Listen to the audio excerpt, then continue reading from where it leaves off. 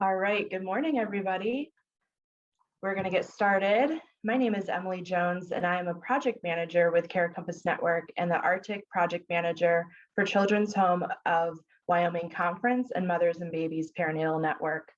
The Regional Trauma-Informed Care team, RTIC, and I are pleased to welcome all of you to CCN Trauma-Informed Care Implementation Pilots, Lessons Learned and Impact session. Before we embark on this journey, I would like to review some administrative items. This presentation will be recorded. Please ensure you are muted. The recording will be shared on our website, YouTube, and other social media sites. The presentation slides will be shared and posted to our website. To optimize our time together, we encourage you to be fully present and minimize and remove distractions to get the most out of the workshop. We encourage you to engage us via the chat function, which I will be monitoring. If you have questions, please insert them in the Q&A. The RTIC team was formed in April 2019, consisting of 23 highly dedicated and passionate members. As a regional network, we value and support the implementation and adoption of trauma-informed care principles. We believe that adopting and practicing trauma-informed care takes into account a holistic, person-centered approach that can help break the cycle of negative impact caused by trauma. As a team, we envision a resilient community built upon strong partnerships, trust, and compassion.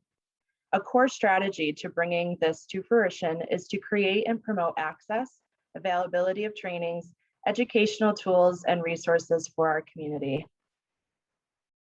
For today's presentation, we will be hearing the progress from our 4 pilot sites who are currently implementing trauma-informed care practices in their organizations.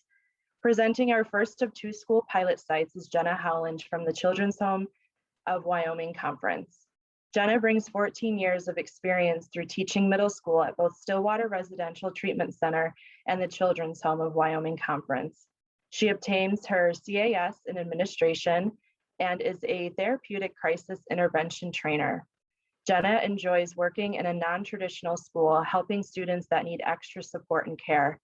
Jenna is passionate about trauma-informed care and is currently the education supervisor and RTIC co-champion for Children's Home of Wyoming Conference Center. Next, we will hear from Joanne Sexton representing our second school pilot site, Whitney Point Central School District.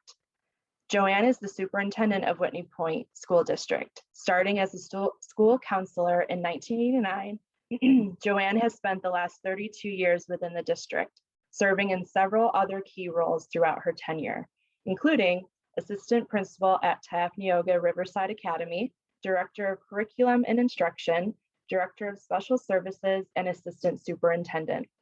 Joanne earned her bachelor's degree from Binghamton University and master's degree from SUNY Oneonta, and is currently completing her doctoral degree at Binghamton University.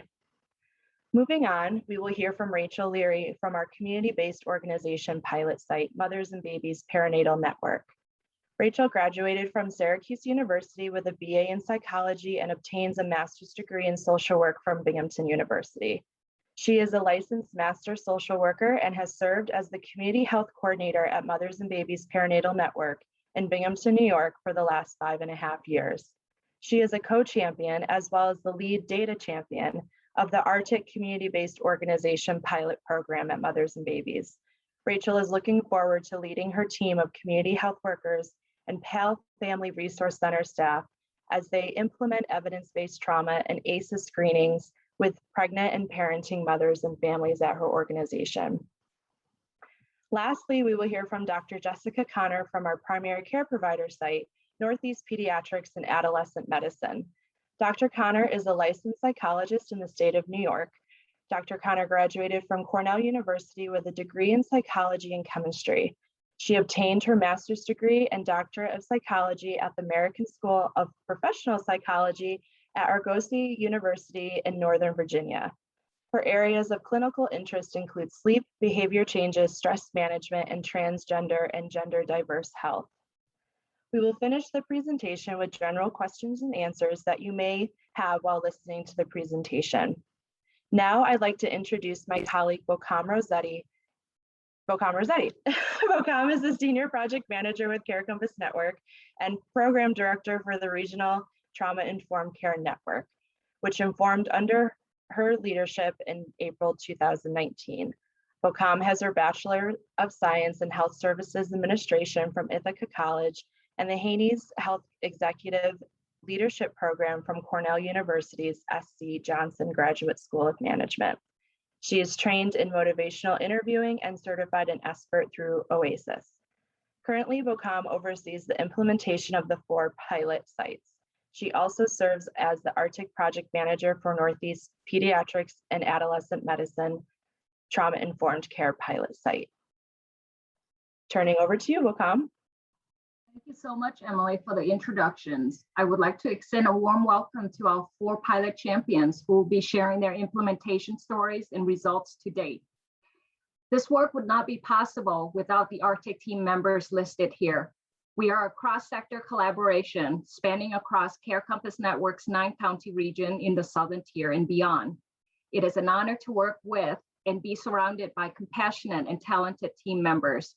We are also a proud member of the New York State Trauma-Informed Care Network and the Resilience Planning Group. So I would like to invite all of you to respond to this polling question. Trauma-informed care is a strength-based framework which recognizes the complex nature and effects of trauma on individuals and promotes resilience and healing. It's about asking what's happened to a person and not what's wrong with them. So we are getting our responses in here. Okay. Getting close.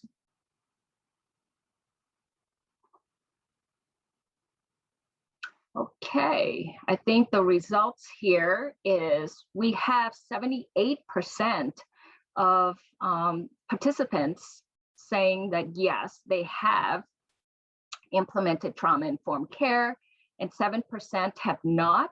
15% are thinking about it. Let me click that out. So I think depending on where you're at, we can all agree that it is hard work and it requires commitment from everyone involved, from planning, implementation, resource allocation, trainings, and ultimately a change in cultural mindset.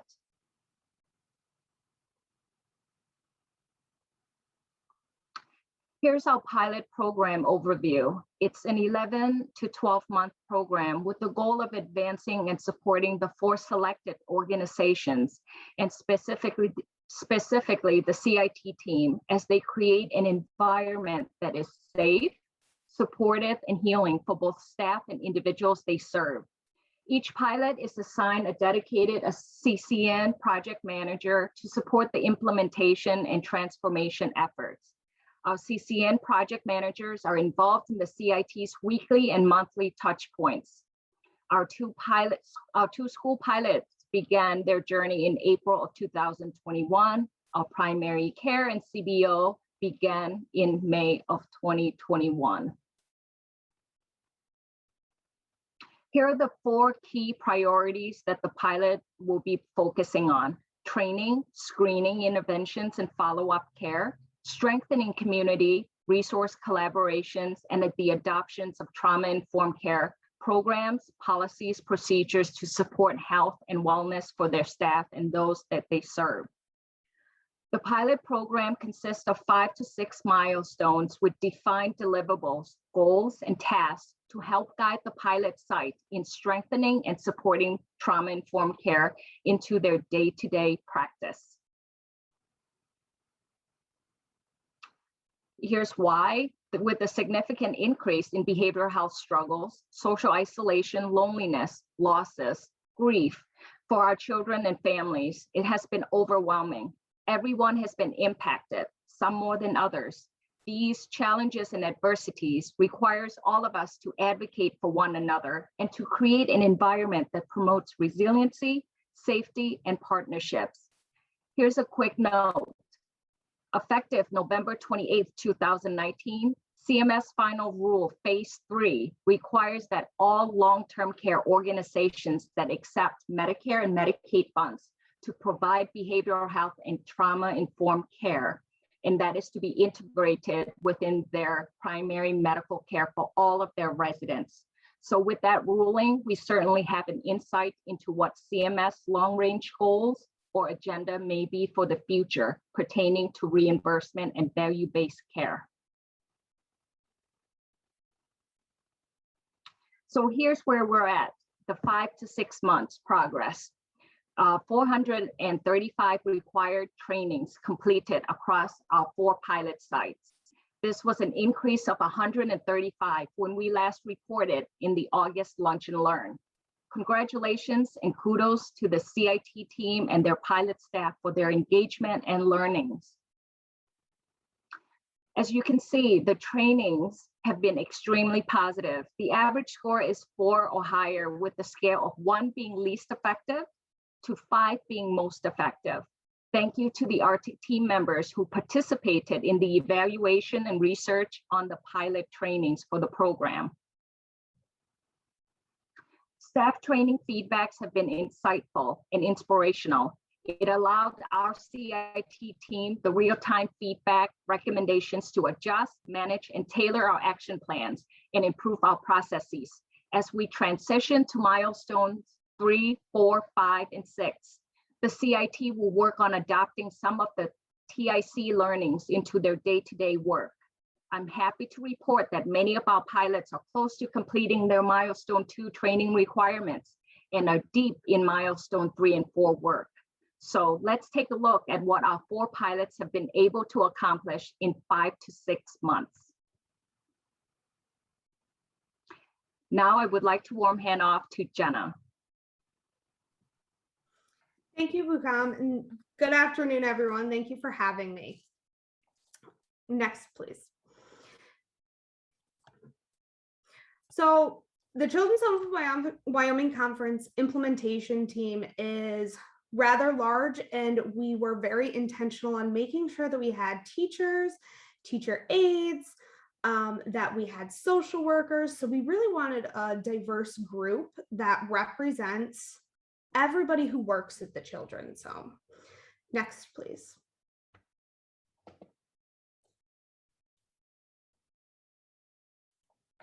So as we've embarked on this transformation, we have seen major shifts in mindset for our pilot area staff. We are currently working with our middle school, and what we're seeing is this shift from what's wrong with you, what happened, to what happened to you and how can I best support you. We know that changing mindset is a really challenging thing to do. And through the use of the trainings and the webinars that we've participated in and what Care Compass Network has put together for this pilot, we've really been able to shift mindset for all of the staff that are in our pilot area. Next. One of the most beautiful things we're seeing is all of these principles in motion. We're watching a physical transformation of our spaces. Our middle school classrooms have really embraced the concept of comfort corners, with the idea being that when a child is having a difficult moment, that they can go to this space where they can feel safe and they can express and talk and sit and work with staff to work through whatever it is that's going on with them. Next, please. Here are 2 other examples of what our comfort corners look like. Our staff made them in collaboration with the students so that the students picked out what they felt would be helpful for them. In addition to just the look of just calm and welcome, they also have sensory tools in them. So most have bins, and they've got all sorts of fidgets and things like silly putty and poppets and books, sensory items to sit and work with while they're maybe experiencing some big emotions that they're not quite sure how to work through. So when they're using those, it helps the staff talk to them while the kids are using these sensory items. Next, please. So a lot of practical strategies we have come up with while we're working through this. Time management is so difficult. We all know that working, you always want more time in a day to get everything done. At a school, we've got kids that we're teaching all day. So finding time to really focus and implement this with staff was difficult. We did a couple things where it just helped us shave off time. We made playlists for all of the webinars. So it seems like a very small thing, but not needing to search for the video that I'm going to show or the booster cuts off time. We've worked really well by implementing wellness into every single staff meeting. We start our meetings with a mindfulness moment to help staff center themselves. We also have trauma boosters during every single staff meeting, whether it's a video or just a conversation about something that's going on. Next. So I've already touched on some of these. Our, biggest challenge was time management, but when we got that under control and we figured out what was working for us, we've been able to see all of these successes. Action planning has been a beautiful component that we all learned through Care Compass Network, and working with our team, working with Emily has really helped us to keep momentum going through the use of action plans. We now action plan anything that we're bringing out into the pilot area. Next, please. So lessons learned, the biggest things that staff have figured out, hey, I've got some own triggers. I have some things that are going on. And now that they're learning trauma-informed language and they're learning about all of these practices, they're better able to recognize and use their self-awareness, which helps them working with their colleagues and our students. The team has really, really become stronger, much more cohesive, because there was some recognition that communication was lacking in certain areas because people weren't really being as open. So trauma-informed care, bringing this together as a team in a pilot location, has really formed a strong bond in team. Some other unexpected beautiful outcomes were supervision with the teachers has really increased. So I sit with teachers every month. We meet often, but now it's not just on a schedule. Now I am working with teachers, teacher aides, social workers, coming and we're talking about little things that are going on so that they don't become big things. We're no longer avoiding tough conversations. Next. So some tools that we've been using are obviously the action plans. We're beginning meetings. We created this checklist. So when we walk through the school, we're really aware and in tune with making sure that we have a trauma-informed environment. So we use this to say, oh, okay, let's work on this room a little bit and help to make it feel more welcoming or safe. Another great thing is we're reworking our sensory room. Due to COVID, it had been closed, so we were able to reopen it with some safe protocols of cleaning it and, all those COVID things. While we're reopening this room, we're seeing that, students and staff as well are using it when they need a break. So maybe the comfort corner isn't enough of a spot.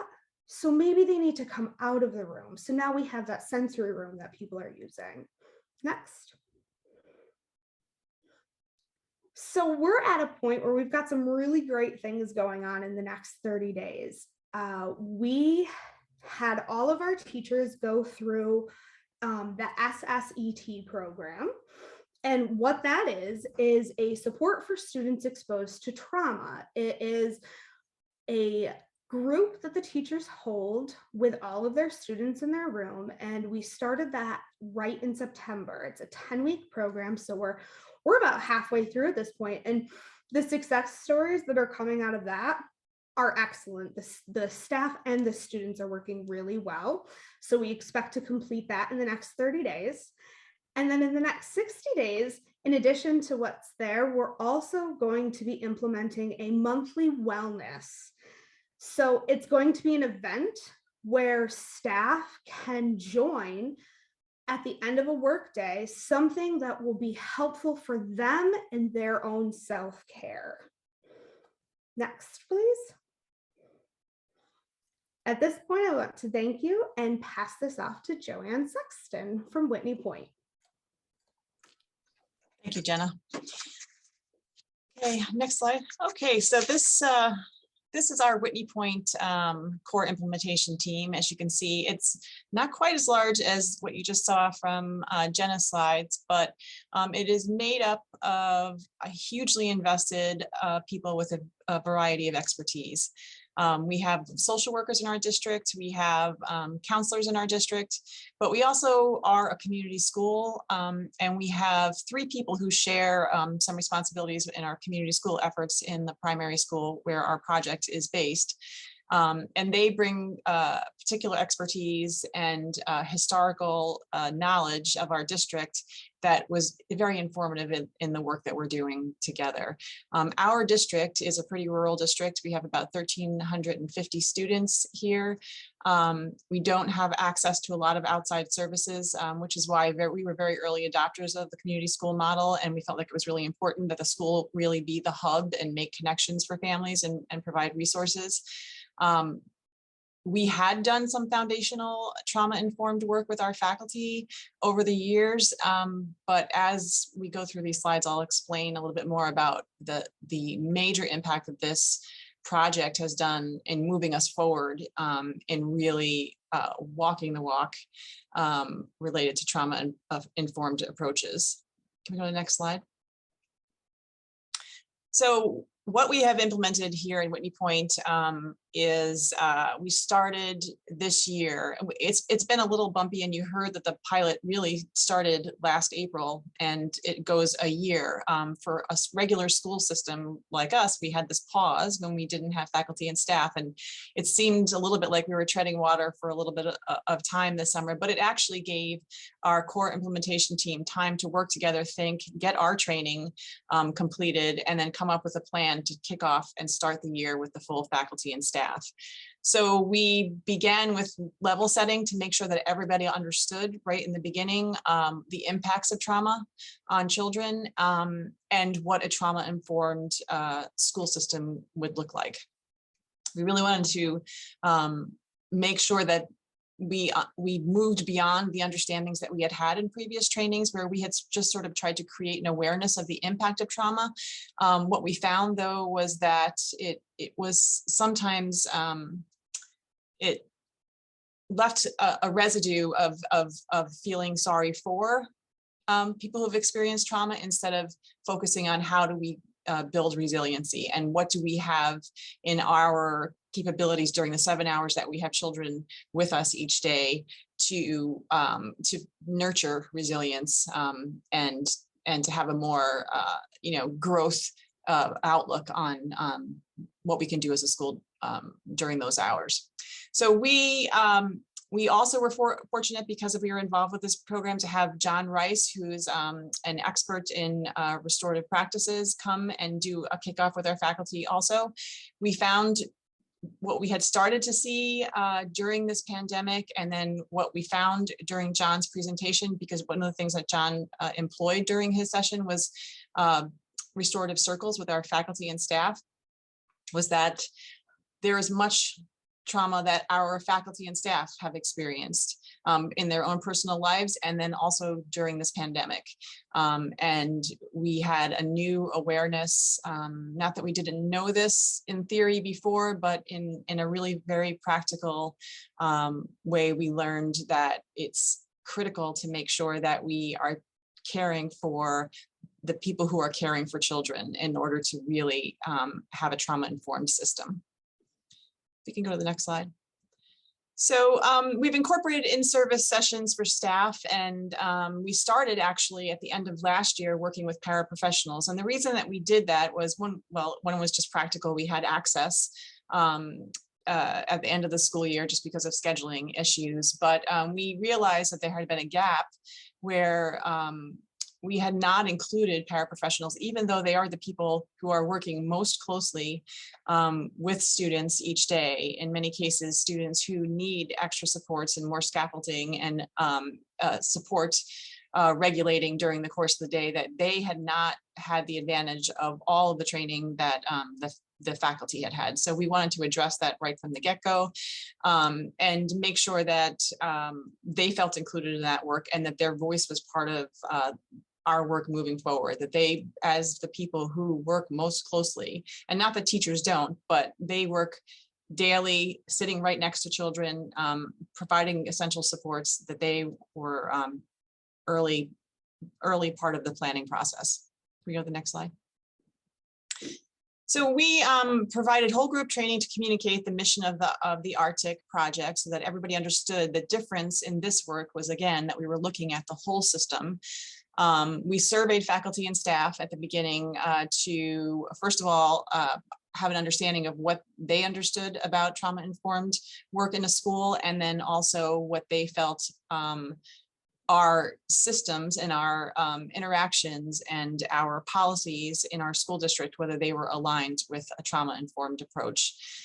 We also then got faculty and staff input on things that they would like to see as far as, what would help them in their wellness, what kinds of supports they needed, and what they thought that they needed to build on previous training that they had had.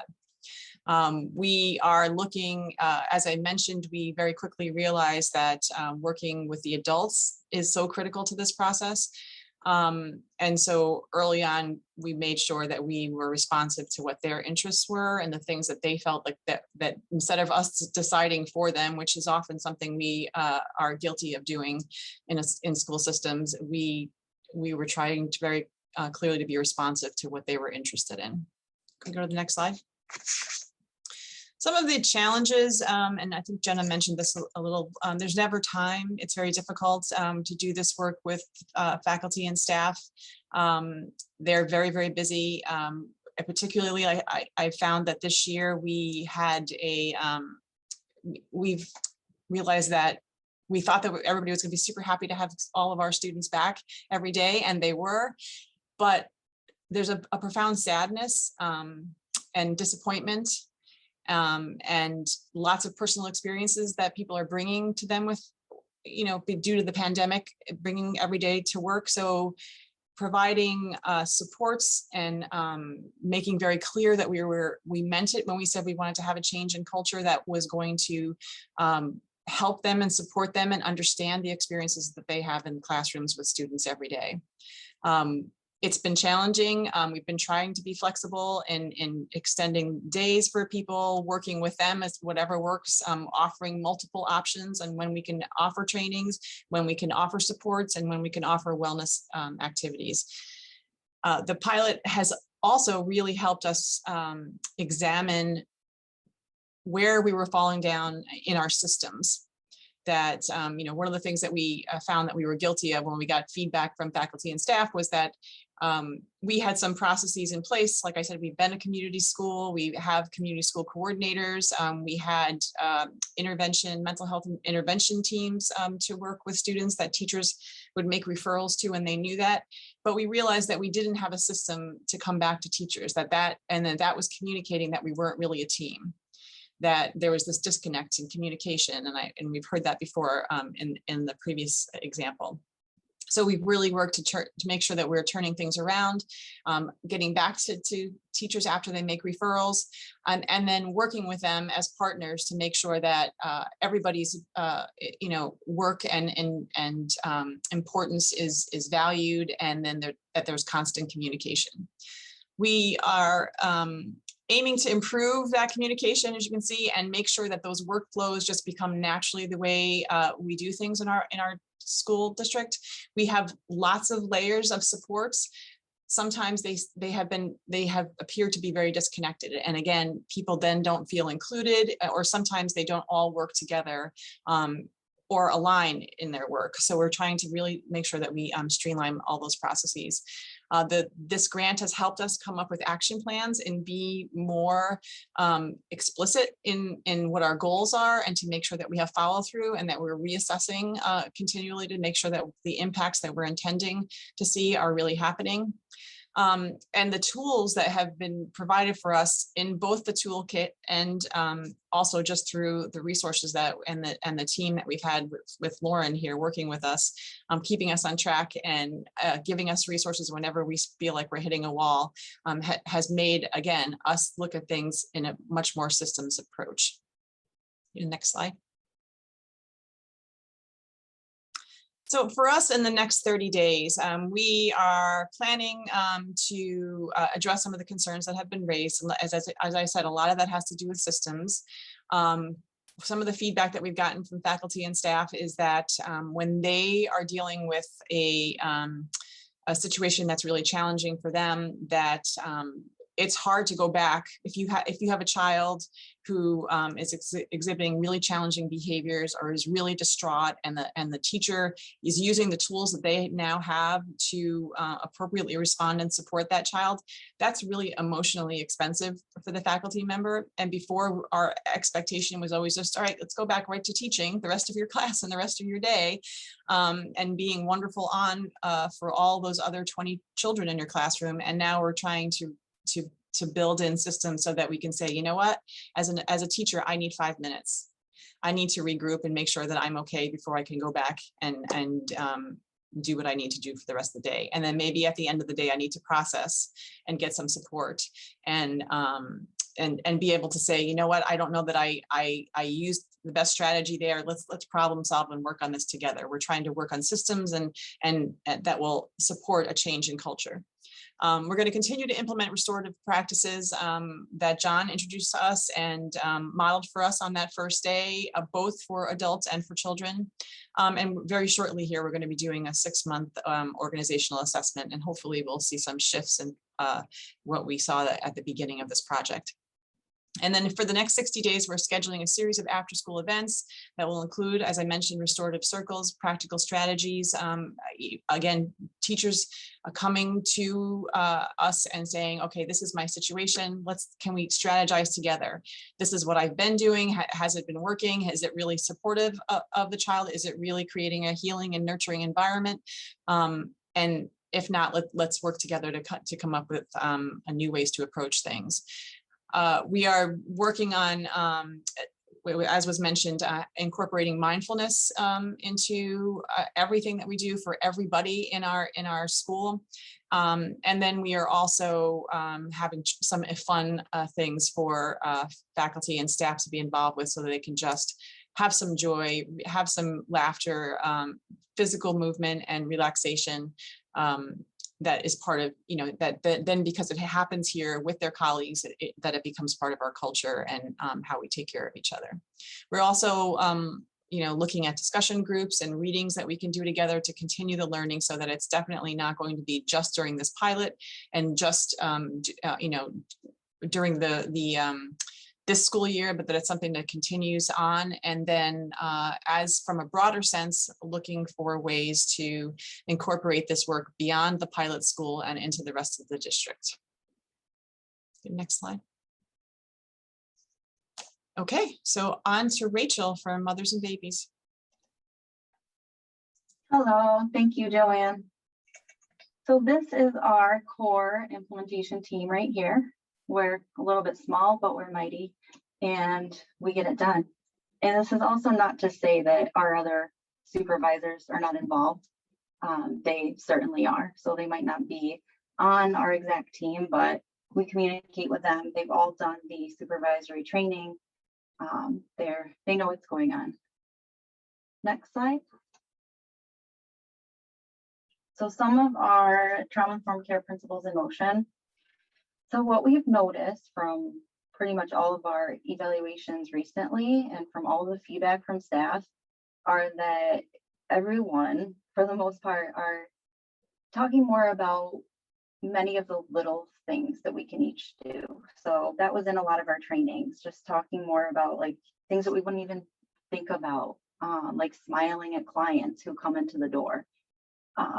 We're all kind of making more of a conscious effort to be more aware of our body language, the things that we say to one another. One of our staff members, she recently created an inspiration board in her office, and that's Sadie. I believe she's on this meeting right now, and I think that was such an awesome thing for her to do. And she invited any of her fellow staff members to come in and just share different positive affirmations in the beginning of the day or throughout the day, whenever something inspired them. So that's another great way for us to connect with each other here. And like I mentioned, the feedback after the staff trainings, it's been overwhelmingly positive, especially recently, once we got our footing a little bit more as we've gone through the trainings with everyone. We've heard a lot about staff's plans to work on their self-care. We've also heard from a couple of supervisors that they are making much more of an effort now to talk with their staff about self-care, about compassion fatigue or empathic strain. So little things like that, just things that we can forget as we get more into our work throughout the day. Next slide. All right, so some challenges we've had. So this is similar to what Jenna and Joanne have mentioned. Time constraints have definitely been a challenge. I feel that we've come a long way with that. We started to do our staff trainings within our all staff meetings, our monthly meetings, and that has worked out very well. So instead of having the staff, each staff member in charge of doing it on their own time, we've done it in the meetings. We've had time for feedback, debriefing with each other. Another challenge is dealt with staff buy-in. So not everyone here is or has the same experience with trauma-informed care, right? So we have health insurance navigators. That's a whole department here in Mothers and Babies. So staff who work in that department, they are not necessarily coming from a trauma-informed background. Some of them, yes, but so we had to sort of take a step back, meet our staff members where they're at, which also applies greatly when we're talking about clients. So meeting them where they're at. We had to develop different ways of doing the trainings, go back to the basics. Don't just assume that everyone knows what we're talking about here. So we have done this by really working with our core implementation team, working with the other supervisors, making sure that we're all communicating. Another recent success, I did a short training with our board of directors on this whole program. And we've received a lot of great feedback from that too. Next slide. So some more practical strategies. Like I said, we've been really utilizing those full staff monthly meetings to make sure that everyone is on board with this kind of training, making sure that, you know, we are all talking about it after and sharing how we felt about everything. The picture on the left here is from our staff in service day in June. So this was an awesome day, possibly best day ever. We were all there. We have our matching tie-dye shirts, as you can see. This was a great opportunity for all of us to really connect with each other. We did a scavenger hunt, we danced, we played games, we got to know all of each other better. And yeah, it was a great thing that we did. So we are going to keep doing things like this in the future. Another thing that I feel is actually a huge success for us, we created a trauma-informed care folder for all of our staff members. So this was developed after we did the first training with everyone, and some of the feedback we received were that some of the staff members were a little bit confused. They weren't really sure they were grasping the idea of trauma-informed care. So we made these PowerPoint slides to go along with all the trainings. We also, with the help of Lauren at our agency, who's also on this call, she helped us develop a roadmap of the training schedule, showing exactly what we have to do and when. So all the steps of this program. And then now also at the end of each full staff training, we're doing some kind of activity together. So the first one was an emergency self-care worksheet. We also did a worksheet on resilience and who we could look to in our lives to help us build our resilience. And so, yeah, feedback on that has been that staff have appreciated having different kinds of hands-on learning, you can say, just having something to look at afterward, because everyone learns differently. and they retain things differently. Some people, they need to take notes on everything. Some people just need to listen. So just really appreciating those different learning styles and respecting them. So lessons learned. Again, just making sure that we give everyone ample time to really talk about these trainings, digest them, process them with each other. So not just expecting everyone to do them on their own and then move on from it. Also, we've really seen that some staff who may not feel comfortable sharing in front of everyone, even if it's on a Zoom call, they might share that feedback on the evaluation form. So making sure that we get those forms out and encourage everyone to fill them out, and that, you know, their feedback is anonymous, which it has been, and that has seemed to be working out really great too. Unexpected outcome. So some of those activities that we've done after the trainings, not so much unexpected, but I guess more of like a pleasant surprise. Feedback we've received, staff is feeling that this has really helped them recognize their own triggers, and just sort of develop more ideas of what we can all do to help ourselves.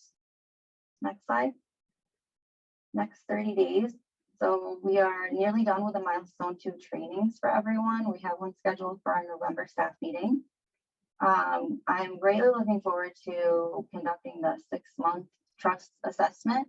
So we first did that back in late May or early June, and I really can't wait to see how the responses will be different. Next 60 days, and probably even sooner, we're going to be choosing our final trauma screening tool and really working on developing the follow-up care process for our clients. So I'm looking forward to really getting into that work with our clients, and also just building upon our referral system to support the healing. And next. All right, so I will pass this off now to Dr. Jessica Connor. Thanks, Rachel. So this is our core implementation team. So we tried to pull people from different departments across the, we're an outpatient primary care, 0 to 21 pediatrician's office. So we have a couple of different providers. We have one of our wonderful triage nurses, practice administrator on the team, and of course, Bucom, who is our like guiding light, I would say. Can you go to the next one? The next slide, thank you. So when we did our initial organization assessment, it was really interesting to see what areas staff were most interested in focusing on, or at least starting our focus on. And so some big areas where we've been focusing our efforts has been doing a lot of training for staff and focusing on the staff wellness. You know, I think this is similar in several of the other pilot sites that we put a lot of our time and effort into taking care of our patients, and we have not always done such a good job of like taking the time to pause and notice how are we taking care of ourselves as staff, as providers. And so we've been doing a lot of trainings, which has been really helpful and eye-opening in a lot of ways. A lot of the staff have been able to notice more about themselves, about, okay, how do I respond in these different situations? What are the times where I might need to like tag out and turn to someone to get support? That's been really, really helpful. Next slide. And of course, we're in the middle of a pandemic. It's just a tricky time to be a doctor's office. You know, that we have a lot going on in terms of both kind of routine well visit kinds of care, and the kids who are being told you can't go to school today because you have COVID symptoms, and then the parents have to stay home today because you have COVID symptoms. And then what do we do with all of the, you know, all of the kids who have these coughs and sore throats that we don't want to be in the same office as our well kids? And so it's been a really busy time here.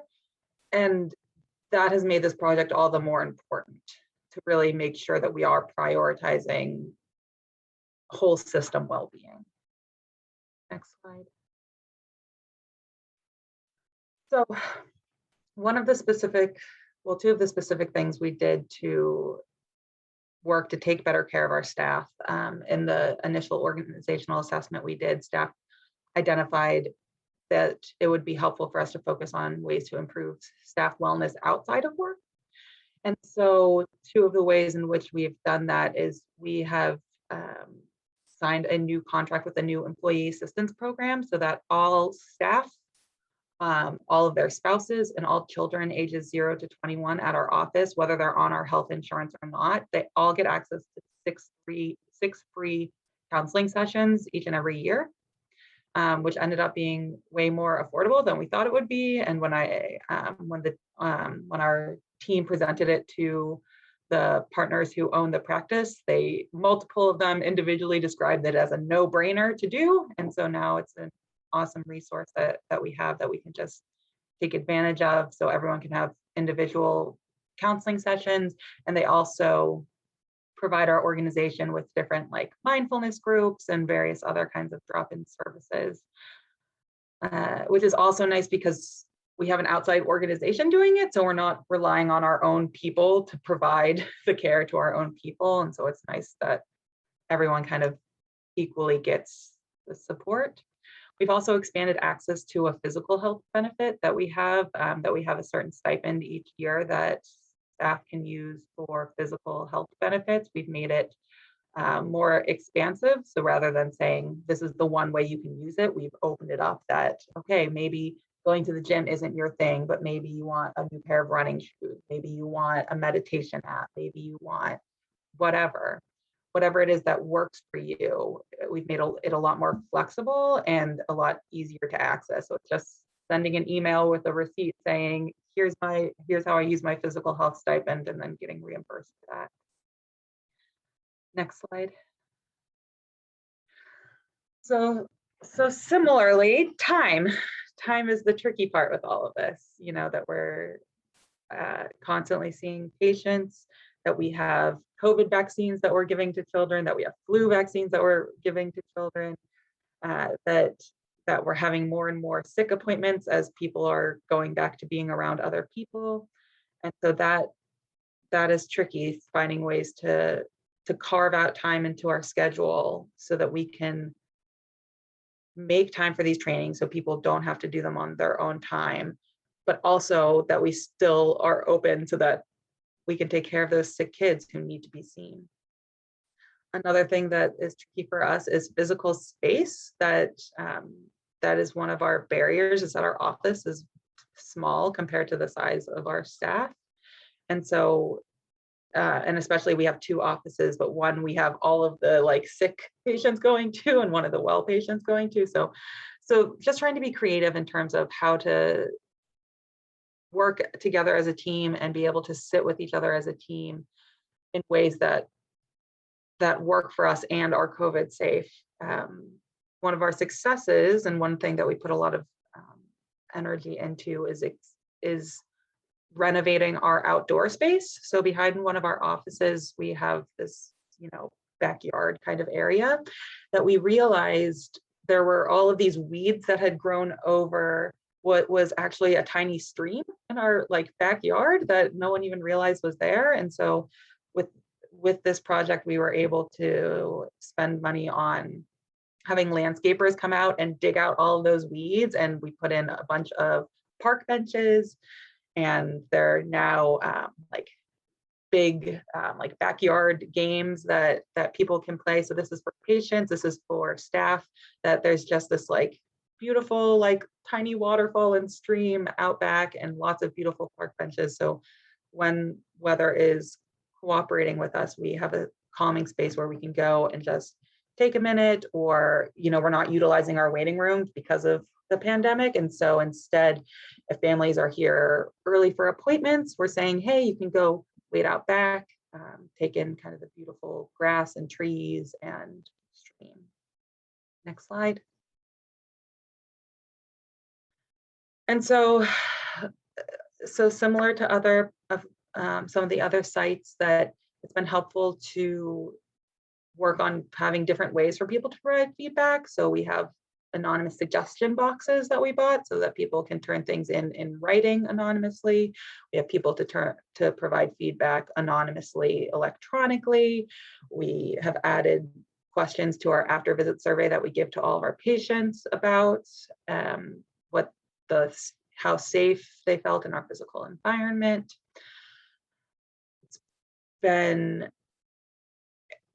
It's been helpful to just kind of work as a whole team. You know, we have really different departments who have different cultures and different styles, and so it's been really helpful to pull feedback from all of those different groups and know that this isn't a one size fits all kinds of model. Next slide. We did have all the staff it was an optional thing that they could anonymously submit their ACE score, so how many adverse childhood experiences they've been through, which is much higher on average than I expected it to be, which is just a good kind of humbling reminder that we are all people here with our own experiences and stressors. And across the office, I have just seen people bringing up the idea of, oh, maybe this person is upset on the phone because of what they've been through. Maybe they're afraid, maybe they're worried, maybe it's not just they're being a jerk, which is such a much more helpful way to walk into these tense interactions. Next slide. So in terms of next steps, we are working on picking a screening tool that we can use to employ to our patients, so we can be monitoring their stress reactions. We're going to be finishing up training our staff. We're also working on an indoor kind of lounge / quiet space. It's also going to be a space where if people want to make use of those free counseling sessions through telehealth, that they can go into that room and do that on site. So they don't have to, like, you know, schedule off a half day of work to do it. They can just go in during, you know, take a half-hour break or a 45-minute to go into the staff lounge. We'll be doing the reassessment to see the practical feedback of what is going well and what we need to work further on. We're going to be completing some trauma-focused cognitive and behavioral therapy training so that our in-house behavioral health consultants can be immediately responding to the increased identification rates of trauma. And we're going to be working further on our onboarding and performance evaluation policies to make them as trauma-informed. Yeah. Next slide.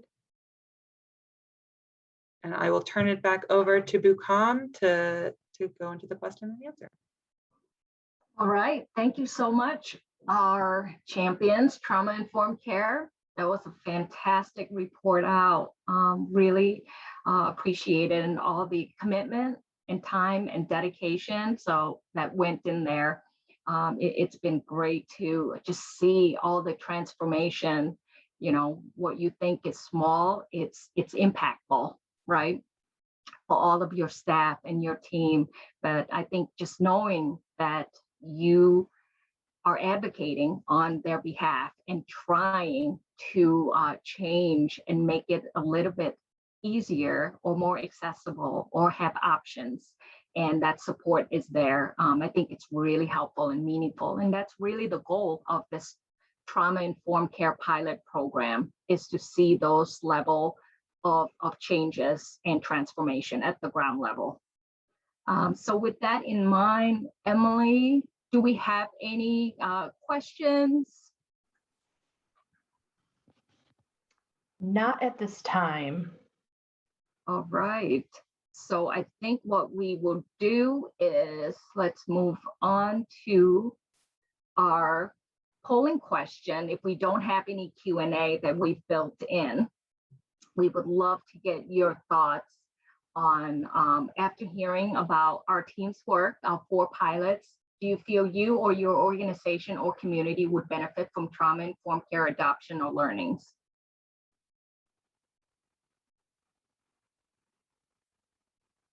Okay, our responses are coming in. Let's see.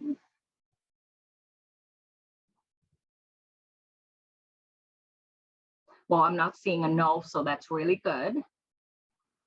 Okay, so we're at 96% says yes, that they would personally feel or the organization and community would benefit from trauma-informed care adoptions and learnings. And 4% says maybe. And all right, let me see here. Oops, I'm going to get out of that. And so I think the next question for us is, if you have not embarked on trauma-informed care work, what's stopping you? One, is it a lack of time, a lack of support, not a priority for your organization, not a part of the organization's mission or strategy, or I'm not sure?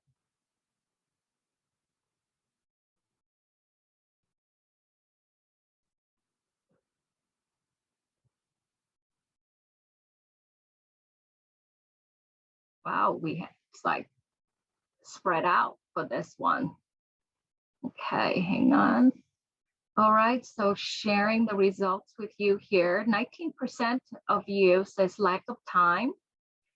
14% says lack of support. 24% says it's not a priority for the organization. And 14% not a part of the organization's mission or strategy. And 29% of you indicated, I'm not sure. So, I mean, that's important, you know, to acknowledge, because obviously it takes a lot of time and commitment to embark on this journey as shared by our 4 pilot sites. All right, so I think as all of you have seen, action planning, right, really puts action behind your thoughts and you setting the goals and things like that. So this is just your mini action planning. You know, feel free to share or write down or via the chat box one actionable item that you learned or will consider doing after hearing from our RTIC pilot champions. And you don't have to share this. You could do it via your sticky note, for example. And it's just your own you know, set of mini action plan. But these are the kind of things that we work on with our RTIC pilot team. And it really helps to just set the motion into, you know, acknowledging here's where I want to be, right? And then it's, you work on that. You set your goals, you set your tasks, you set your action and time frame. And all right, is there a chat there? Lack of funds, yes, definitely. Funding is always going to be a challenge and an issue. So I think with that in mind, thank you so much for spending time with us. On behalf of Care Compass Network and the RTIC team and the 4 RTIC pilot champions, we hope you are as excited about trauma-informed care work as we are. I hope you are, pilot champions. Know that this work and transformation is possible and can be the key to supporting your staff, team, and individuals that you serve. These 4 pilots are the prime examples that this work is ongoing and it's not a one and done concept.